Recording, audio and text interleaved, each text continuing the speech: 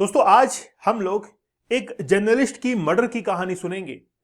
यह कहानी इतनी कंट्रोवर्शियल हो गई थी कि मोहम्मद बिन सलमान को अपना पद तक छोड़ने की नौबत आ गई थी। लेकिन अचानक से एंट्री होती है डोनाल्ड ट्रंप की और डोनाल्ड ट्रंप ने डिफेंड किया।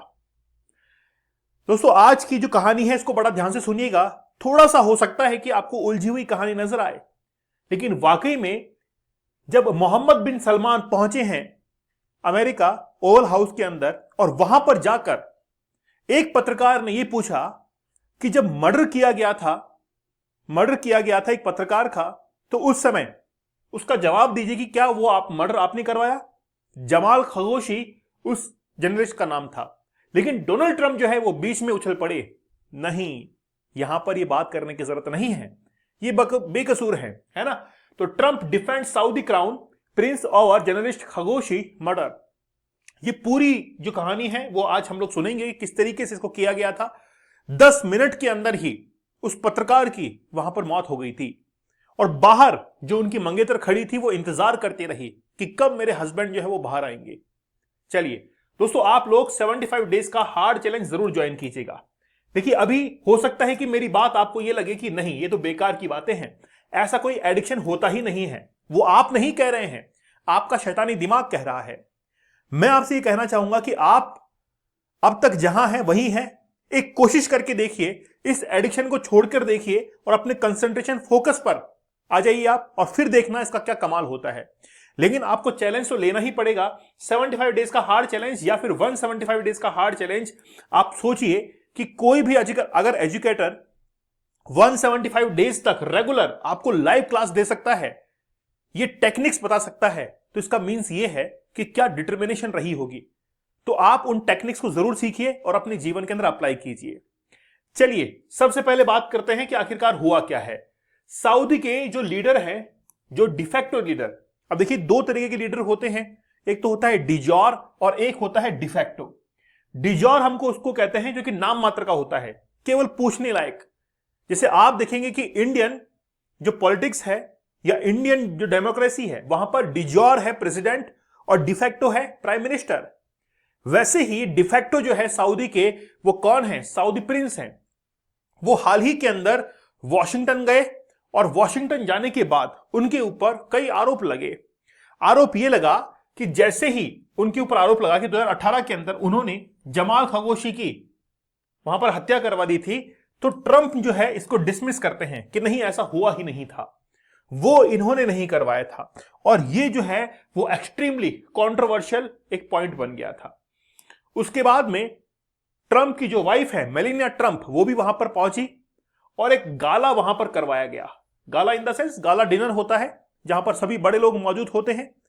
एक व्यक्ति जो कि बहुत इंपॉर्टेंट है वो है पुर्तगाल के जो फुटबॉलर हैं क्रिस्टियानो रोनाल्डो, वो भी वहां पर मौजूद थे। उन्होंने भी डिनर जो है वो किया, क्योंकि रिसेंटली उन्होंने विजिट किया था सऊदी अरेबिया एक टूर्नामेंट के अंदर। ठीक है, अब एक्चुअली में क्या है कि oil rich gulf kingdom, particularly as he seeks to turn the ceasefire between the Israel and Hamas in Gaza। देखिए यहां पर बात की गई थी इजराइल और हमास की भी, कि किस तरीके से वहां पर पीस जो है वो कंडक्ट करवाई गई है और सीज फायर हुआ है। ये सब बातें हुई, ये सब बातें एक तरफ है, लेकिन ये कहानी जो है वो दूसरी तरफ है। जिस समय जमाल खशोगी जो है इनकी हत्या की गई थी, उसके बाद में फिर ये सभी लोग जो है सड़कों पर आ गए थे, विरोध कर रहे थे मोहम्मद बिन सलमान का, ये विरोध कर रहे थे डोनाल्ड ट्रंप का, लेकिन उसको टैकल किया गया मोहम्मद बिन सलमान के द्वारा। चलिए बात करते हैं कि आखिरकार हुआ क्या। तो जमाल खशोगी जो कि ऐसे पत्रकार थे, वो हमेशा शाही परिवार के इर्द गिर्द रहा करते थे। इनके जो दादा थे वो एक्चुअली में जिन्होंने सऊदी अरब की स्थापना की थी, जो प्रिंस थे सऊदी अरब की स्थापना करने वाले, उनके वो पर्सनल डॉक्टर थे। मतलब कौन? जमाल खशोगी के दादा। तो जमाल खशोगी की दादा से लेकर जमाल खशोगी तक ये सभी लोग शाही परिवार के इर्द गिर्द रहा करते थे। ये बखूबी अच्छे से जानते थे कि शाही परिवार के अंदर होता क्या है। अब बात यह है कि जमाल खशोगी धीरे धीरे बड़े हुए और वो बड़े हुए इसी शाही परिवार के नजदीक ही। उनको सब पता था कि आखिरकार शाही परिवार के अंदर क्या चलता है और किस तरीके से फैसले लिए जाते हैं। तो उनको एक एक रग रग से वो वाकिफ थे। अब बात यह है कि जब भी जमाल खशोगी अपने आप को लिखा करते थे तो उनकी बहुत तीखे वो वर्ड्स हुआ करते थे, और हमेशा से ही वो सऊदी के जो प्रिंस थे, सऊदी के प्रिंस मोहम्मद बिन सलमान, इनके डिसीजन से हमेशा वो अपोजिट, इनको लगता था कि यार ये जो निर्णय लेते हैं उनमें से बहुत सारे जो डिसीजंस हैं वो गलत हुआ करते हैं, और उसको खुलकर जो है वो चर्चा किया करते थे। कौन? Jamal Khashoggi. Jamal Khashoggi Medina से बिलोंग करते थे। मैंने कल आपको एक लेक्चर बताया था मक्का और मदीना के बारे में। तो मोहम्मद पैगंबर साहब जिनकी मौत कहां पर हुई थी? मदीना के अंदर हुई थी। अपना शिक्षा का प्रचार प्रसार भी उन्होंने वहीं पर किया था, ठीक है ना, मदीना के अंदर, जबकि मक्का के अंदर उनका जन्म हुआ था पैगंबर साहब का। तो मदीना से ही बिलोंग करते थे कौन? Jamal Khashoggi. उन्होंने एक न्यूज़पेपर भी निकाला अल मदीना के नाम से, और उसमें वो खुलकर जो है वो विरोध किया करते थे। अब 2015 के अंदर वहां के जो प्रिंस थे अब्दुल्ला बिन अब्दुल अजीज, ये सऊदी के प्रिंस थे, ठीक है। अब जैसे ही उनका निधन होता है, जैसे उनकी डेथ होती है, तो उनके सौतेले भाई हैं जिनका नाम है सलमान बिन अब्दुल अजीज अल सऊद, ये उनका नाम था। तो वो कहां के बन गए? सऊदी अरब के प्रिंस बन गए। उन्होंने क्या किया कि अपने बेटे मोहम्मद बिन सलमान को रक्षा मंत्री, डिफेंस मिनिस्टर वहां पर बना दिया। और आपको पता है कि अगर कोई व्यक्ति डिफेंस मिनिस्टर बनता है तो उसके पास में यह पावर होती है कि वो कहीं पर भी अटैक कर सकता है अपनी डिफेंस फोर्सेस के थ्रू। यही हुआ कि इन्होंने, मोहम्मद बिन सलमान ने 2015 के अंदर यमन के ऊपर अटैक करवा दिया, जिससे यमन के अंदर गृह युद्ध छिड़ गया। और इस बात को भी जो है वो खुलकर लिखा किसने? जमाल खशोगी ने। ये सब कुछ चल रहा था, ये सब कुछ चल रहा था। इस समय ही क्या हुआ? 2016 के अंदर इन्होंने ट्रंप के बारे में भी लिखा, और ट्रंप का जो है जमकर विरोध भी किया। इससे सऊदी अरब के जो प्रिंस थे उन्होंने कहा कि देखो, ये हमारी गवर्नमेंट का कोई स्टैंड नहीं है। अगर तुम ये मानो कि हमारी गवर्नमेंट का स्टैंड है, तो हमारी गवर्नमेंट का स्टैंड नहीं है, ये इनके इंडिपेंडेंट व्यूज हैं। हम हमारी तरफ से नहीं कह रहे हैं, ये इनके इंडिपेंडेंट व्यूज हैं। तो अब जमाल खशोगी अपनी बात कह रहे थे, लेकिन डोनाल्ड ट्रंप के बारे में भी इन्होंने खुलकर 2016 के अंदर लिखना शुरू कर दिया। अब मोहम्मद बिन सलमान इससे बहुत सख्ते में थे, क्योंकि उनके ऊपर प्रेशर आने लगा कि उनके देश में रहने वाला एक सिटीजन वो डोनाल्ड ट्रंप के बारे में कैसे लिख सकता है। अब मोहम्मद बिन सलमान ने क्या किया कि इनके ऊपर रेस्ट्रिक्शंस लगाना शुरू कर दिए कि ये किसी भी न्यूज़पेपर के अंदर नहीं लिखेंगे, ये किसी भी पॉडकास्ट में नहीं जाएंगे, किसी भी एजेंसी के लिए कुछ भी राइट नहीं करेंगे। सारी पाबंदियां, यहां तक कि ट्विटर पर ट्वीट्स वगैरह करने के लिए भी इनके ऊपर पाबंदी लगा दी। आप सोचकर देखिए, कोई व्यक्ति जो कि पत्रकार रहा है वो अपने विचारों को ही व्यक्त नहीं कर पा रहा है तो क्या करेगा। 2017 के अंदर जब मोहम्मद बिन सलमान ने अपने देश के अंदर सभी पत्रकारों पर ही करना शुरू कर दिया, तो जमाल खशोगी ने देश ही छोड़ दिया और सऊदी अरब देश छोड़कर वो अमेरिका चले गए 2017 के अंदर। और वहां पर जाकर भी उन्होंने क्या किया कि एक न्यूज एजेंसी को ज्वाइन किया, और उनका तरीका वही था कि तीखे शब्द, बिल्कुल सटीक शब्द जो है वो कहना, और जमाल खशोगी ने यही किया। अब एक्चुअली में क्या है कि वक्त आता है 2018 का। 2018 में उन्होंने डिसाइड किया कि मुझे जो है वो क्या करनी है, शादी करनी है।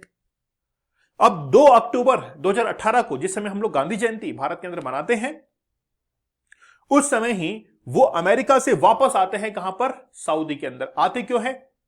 उनको कुछ डॉक्यूमेंट्स वेरीफाई करवाने थे, क्योंकि वो तो सऊदी अरब के रहने वाले थे, इसलिए वो सऊदी के एम्बेसी के अंदर आते हैं।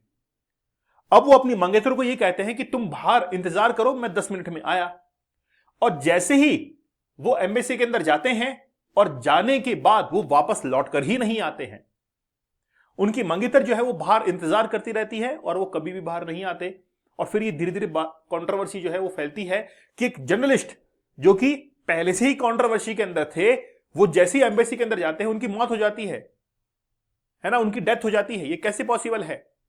फिर टर्की ने इसके ऊपर एक इन्वेस्टिगेशन सर्च किया, और टर्की ने इन्वेस्टिगेशन में यह बताया कि सऊदी अरब के जो प्रिंस हैं मोहम्मद बिन सलमान, उन्होंने उस एम्बेसी के अंदर पहले से ही कुछ लोगों को भेजा हुआ था जो कि इंतजार कर रहे थे जमाल खशोगी का। और जैसे ही जमाल खशोगी वहां पर पहुंचे तो उन्होंने उसका मर्डर कर दिया, उसकी डेथ हो गई वहीं पर। और फिर यह बात जो है न्यूज़पेपर के अंदर फैलना शुरू होती है कि आखिरकार किसने ये करवाया। अब सभी जो है क्वेश्चनिंग कर रहे थे कि आखिरकार ये करवाया किसने, लेकिन किसी के पास कोई जवाब नहीं था। सभी मोहम्मद बिन सलमान से पूछ रहे थे कि बताइए किसने करवाया, लेकिन मोहम्मद बिन सलमान कहते कि मुझे नहीं पता है किसने करवाया। अब Mohammed bin Salman Oval House White House के अंदर गए हैं। तो व्हाइट हाउस के पीछे की तरफ एक गार्डन है जिसमें वो टहलते हुए और फिर बाद में प्रेस कॉन्फ्रेंस के लिए आते हैं, और आते ही सबसे पहले ये सवाल उनके ऊपर दाग दिया जाता है कि बताइए कि जमाल खशोगी की हत्या किसने करवाई। लेकिन डोनाल्ड ट्रंप ने डिफेंड किया और डिफेंड करते हुए ये कहा कि ये इनका काम नहीं है। डिफेंड कर दिया क्योंकि अमेरिका को पता है कि ये व्यक्ति अभी आया हुआ है F-35 को लेने के लिए, मतलब वो अपने हथियार बेचना चाहता है अमेरिका सऊदी अरब को। इसीलिए कोई भी जो है बात बिगड़ने की गुंजाइश नहीं थी। तो डोनाल्ड ट्रंप ने डिफेंड किया किसको? सऊदी अरब के प्रिंस को। तो ये पूरी कहानी थी कि आखिरकार ये केस जो है किस तरीके से पलटी खाता है। ठीक है, आई होप आप लोगों को पूरी कहानी जो है समझ में आ चुकी होगी। दोस्तों, आप लोग हमारे डीप वर्क इस कोर्स के साथ में जरूर जुड़िएगा। बड़ा जबरदस्त कोर्स है। अगर आप किसी एग्जाम की तैयारी कर रहे हैं, अगर आप किसी बिजनेस को कर रहे हैं, तो आपके अंदर फोकस कंसंट्रेशन होना जरूरी है। तो आप हमारे 30 टेक्निक जो है इसके साथ में जरूर जुड़िएगा। साथ ही में हमारा 75 डेज का हार्ड चैलेंज, आपको हंसी आती होगी इस चीज को लेकर, लेकिन वाकई में क्या है, आप लोग सोचते होंगे कि यार ये कोई एडिक्शन है क्या, लेकिन मैं डेफिनेटली कहता हूं कि एक दिन जो है वो आपकी जिंदगी नर्क बन जाएगी इस एडिक्शन को परस्यू करते करते। इससे बाहर निकलना पड़ेगा। आप चाहें, आप में हिम्मत है, विल पावर है, तो 175 डेज का हार्ड चैलेंज भी आप ले सकते हैं। ये आपके ऊपर है। आप लोग मुझे टेलीग्राम दीपक इंदौर ऑफिशियल पर जरूर ज्वाइन कर लीजिएगा। तो मिलते हैं आप लोगों से अगले सेशन के अंदर। तब तक धन्यवाद, थैंक यू, जय हिंद।